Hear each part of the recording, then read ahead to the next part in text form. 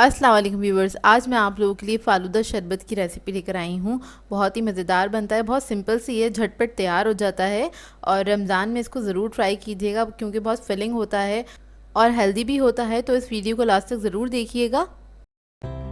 अगर आप मेरे चैनल पर नए हैं तो मेरे चैनल को सब्सक्राइब करें और साथ ही साथ बेल आइकन को क्लिक करना ना भूलें। इससे मेरे आने वाली हर वीडियो की नोटिफिकेशन आपको सबसे पहले मिलेगी।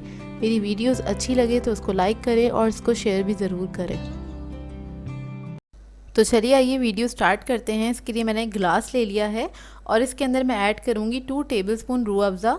मीठा आप अपने हिसाब से भी ऐड कर सकते हैं, कम या ज़्यादा जैसे आपको पसंद हो।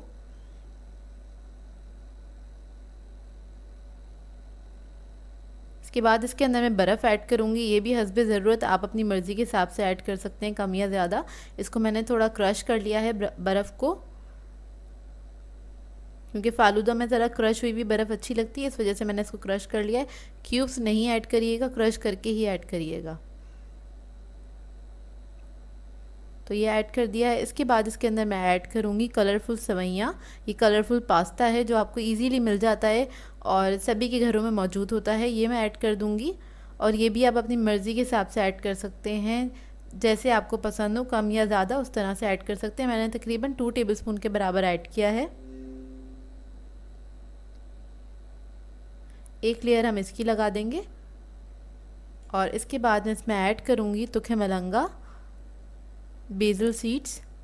तो उसको मैंने सोक कर दिया था 10 मिनट पहले, 10 से 15 मिनट में ये रेडी हो जाते हैं। वो ऐड कर दूँगी और वो मैं तकरीबन 2 टेबलस्पून के बराबर ऐड कर रही हूँ इसके अंदर, क्योंकि फ़ालूदा में बहुत अच्छे लगते हैं।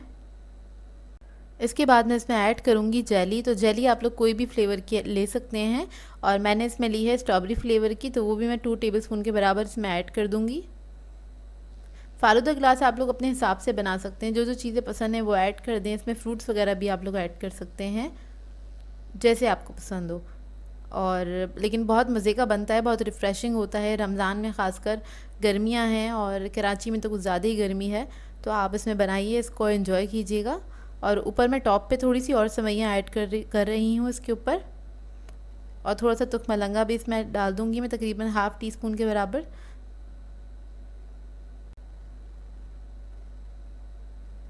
तो बस इसके अंदर थोड़ा सा तुख मलंगा ऐड कर रही हूँ मैं, हल्का सा रखा है ऊपर आप लोग चाहें तो पाइनएप्पल के पीसेस वगैरह भी रख सकते हैं। लास्ट में इसके अंदर मैं दूध ऐड करूँगी। दूध मैंने इसमें लिया है तकरीबन 1/4 कप के बराबर दूध ऐड किया है इसके अंदर। तो ये ऐड कर देंगे तो ये हमारा ज़बरदस्त सा फ़ालूदा ग्लास रेडी हो गया है और बाज़ार से ज़्यादा अच्छा बनता है, और आप इसको ट्राई ज़रूर कीजिएगा। और इसके ऊपर मैं टॉप पे इसको गार्निश कर रही हूँ पिस्ता स्लाइसेस से।